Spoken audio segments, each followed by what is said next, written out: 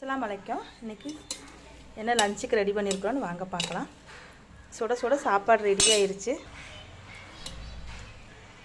சாப்பாடு ரெடி. அதுக்கப்புறம்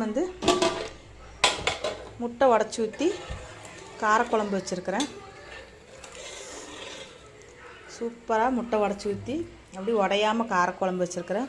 நிறைய சின்ன வெங்காயம் பூண்டெல்லாம் போட்டு காரக்குழம்பு செம்ம டேஸ்ட்டாக இருக்கும். ஃபஸ்ட்டு வெங்காயம் தக்காளி எல்லாம் வணக்கி தாளிச்சு விடுவோம். ரெண்டாவது கடைசியில் குழம்பு இறக்க போகும்போது கொஞ்சமாக வெந்தயம் ஜீரகம் கருவேப்பிலை போட்டு தாளித்து கொட்டி இறக்கணுன்னா நல்லா வேறு லெவலில் டேஸ்ட்டு வேறு லெவலில் இருக்கும். காரக்குழம்புக்கு ஏற்ற மாதிரி வப்படமும் வடகமும் எல்லாம் வறுத்து வச்சுருக்குறோம். காரக்குழம்புக்கு இதுதான் காம்பினேஷன் கரெக்டாக இருக்கும்.